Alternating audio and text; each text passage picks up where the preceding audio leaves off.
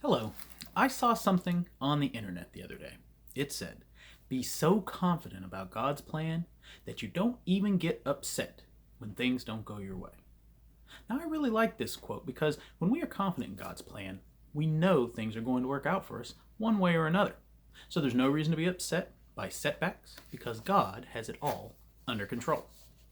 Now, I think that this is the type of faith and confidence in God's plan that are on display in our readings today.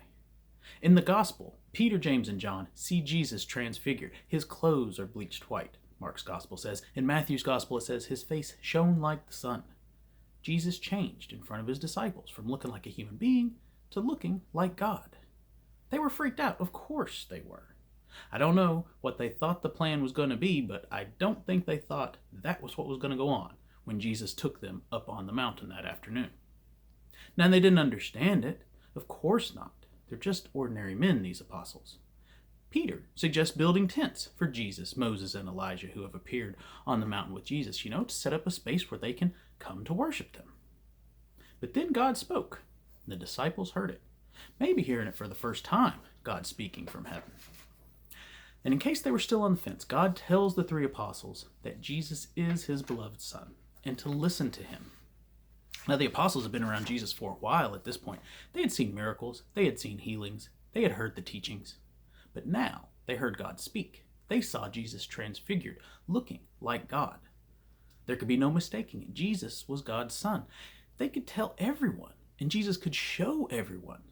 Then no one could doubt that he was the Messiah. Even the naysayers would have to be convinced if they just saw what Peter, James, and John just saw.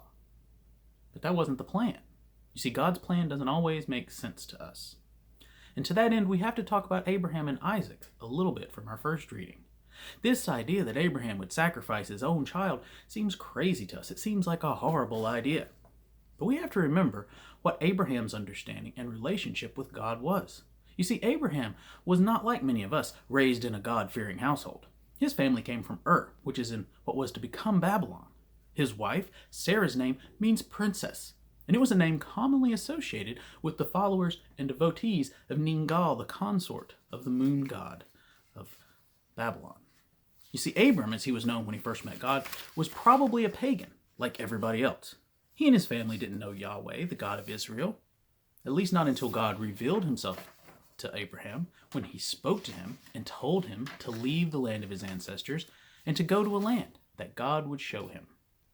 And it wasn't as if Abram had access to scriptures and traditions to find out about this God who had just spoken to him. There were no scriptures or traditions yet. This is still the beginning of the story, you understand.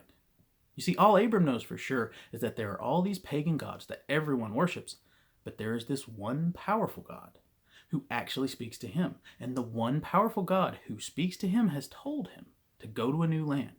And this God who speaks to him has promised to bless him and make of him a great nation. Whatever that means. Abraham doesn't know what it means either, but he knows that this God is real, and he is confident in this God's plan. So Abram left his father and his homeland, he took his wife and his nephew Lot, and he set out for the land of Canaan. And when he gets there, God tells Abram he will give this land to his descendants. This God, who Abraham has only just met, has a plan for his life. But Abraham believes in this God. He believes in the plan. God comes to Abraham again. He tells him to look to the north and the south and to look to the east and the west and all the land that he can see. God says he will give to Abraham and his descendants. And Abraham believes. Abraham trusts in the plan. Whether he can really understand how this will come about or not, like the apostles who would come thousands of years after him, Abraham knew without a doubt that God was real and that God had a plan for him. See, sometime later, after Abraham had been in the land for a while, God spoke to him again, telling him of all the rewards that he would have, him and his descendants. But this time, Abraham points out that he has no children. Now, he doesn't know much, but he does know that in order to have descendants, he's going to need at least one child of his own. God tells him to look up at the sky and count the stars. God says he will have just that many descendants. Now, Abraham continued to put his faith in God, but he did get a little anxious because he and Sarah still had no children. So they came up with a love triangle plan involving the servant Hagar, and Abraham and Hagar had a son named Ishmael. But if you've ever watched any soap operas at all, then you already know love triangles never work out. And this one was no different. Constant fighting, jealousy, backstabbing, it had it all. So after years of this dysfunctional family life, God appears to Abraham again and tells him once again that he will bless him with descendants, but this time God says Sarah will get pregnant. And so Sarah does. She conceives, she has a baby, they name him Isaac, and finally, after all the visions and all the times of God speaking to him, finally Abraham has his son, Isaac, the fulfillment of all these promises that God has made to Abraham over the years. He finally has a son with Sarah. He can finally see how God's plan will work out. His confidence in the plan has to be at an all-time high at this point. But then, in our reading for today, God tells Abraham to take his son Isaac, your only one whom you love, God says, and offer him up as a sacrifice, a burnt offering, on a height that I will point out to you. You see, God, Yahweh, who had led Abraham all these years, who had made all these promises, who had finally given Abraham the son he promised, is now telling Abraham to kill that very son. Now, I suppose in Abraham's point of view, this doesn't necessarily sound any crazier than all the other promises of descendants as numerous as the stars and lands as far as the eyes can see. I mean, Abraham didn't understand those promises either.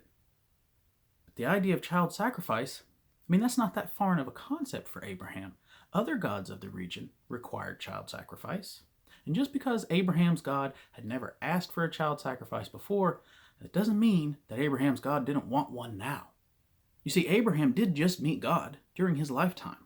It's not like how it is these days, where we have thousands of years of God being against child sacrifice. To Abraham, child sacrifice, that was just something that these crazy gods wanted sometimes. All Abraham knew for sure was that God was real, that God had revealed himself to him. And when God spoke, Abraham listened. And right now, God was telling him to do something that didn't really make a lot of sense, especially if the plan was for Abraham to have descendants as numerous as the stars. But Abraham knew he was going to try to follow God's plan, even if he didn't understand it.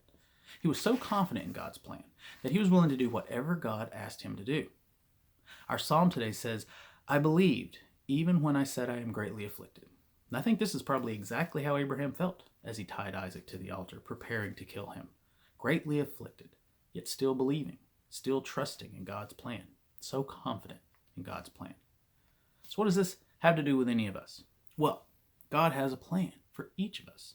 That might not be to have descendants as numerous as the stars or lands as far as the eyes can see, but it might be. You see, as we're living God's plan in our lives, there will be times when we think we have it all figured out. Abraham thought he had it figured out with the love triangle. And in the gospel today, Peter thought he had it figured out by building the tents. Sometimes what we think is the path of following God's plan won't be the right path. We have to be confident in the plan, not get upset if our ideas of how to follow the plan aren't always right. You see, in the gospel today, Jesus tells Peter, James, and John not to say anything about the transfiguration until after he rises from the dead. They kept it quiet, the gospel says, questioning what rising from the dead even meant. There was so much about God's plan that even the apostles didn't understand. They had to have faith. They had to have confidence in God's plan. You see, it would have made more sense to them, the apostles, to stay up on the mountain with Jesus, Moses, and Elijah. That's why Peter wanted to build the tents. Then they could just stay and have the people come up there to worship. The people could see Jesus transfigured as God. They would know that he was God's son. They would all come to believe. But like Abraham's love triangle, a tent revival was not really God's plan. Now, it would have probably made more sense to the apostles to at least tell the other believers about what they'd seen on the mountain, to help bolster each other's faith. But that wasn't the plan either. They were to wait until after Jesus rose from the dead before they said anything. And as they were wondering what rising from the dead meant, they probably felt a little like Abraham as he was leading Isaac up the mountain to sacrifice him, wondering how this plan was going to work if the son is dead. You see, what we learn from both these stories is that we have to trust God. We have to believe in his plan. We have to have confidence in his plan, even when it appears things are not going the way that we thought they would. You see, Abraham didn't end up killing Isaac. God stopped him, provided a lamb for the sacrifice. The plan wasn't to kill Isaac, it was to give Abraham the opportunity to live his confidence in God's plan. It was to give Abraham the opportunity to put God ahead of everything on this earth, even his family, even the fulfillment of the promise that God had made to him all those years ago. You see, the binding of Isaac was to give Abraham the opportunity to give up that which was most precious to him, if God asks. We all face opportunities and choices like this from time to time. Probably not so dramatic as this one, but throughout our lives, we'll have the opportunity to put God ahead of everything on this earth. We'll have the opportunity to give up our precious things in order to follow God's plan. We'll have the opportunity to follow God where He leads us, even if we don't understand where that is. As for the apostles and the Transfiguration, they realized that day, without a doubt, that Jesus was real, that He was God's Son, that He was God. They knew it. There was no denying it for them. They weren't supposed to say anything about it until after Jesus rose from the dead. And now, since Jesus has risen from the dead, we don't get to use that same excuse to keep quiet. So, knowing what we know, are we going to tell others, or are we going to keep it under wraps while we ponder what rising from the dead really means? I think if we're truly confident in God's plan for our lives, we'll know the answer to that question, because God's plan will always include us spreading the gospel. There is one more question from our readings today, the one that Paul asked in his letter to the Romans. If God is for us, who can be against us? And I think Abraham, the apostles, the whole Bible really, shows us that if we are confident in God's plan, then nothing can stop us. No one can prevail against us. So be confident in God's plan for your life, because He's got one. Be confident in it, because it will be amazing.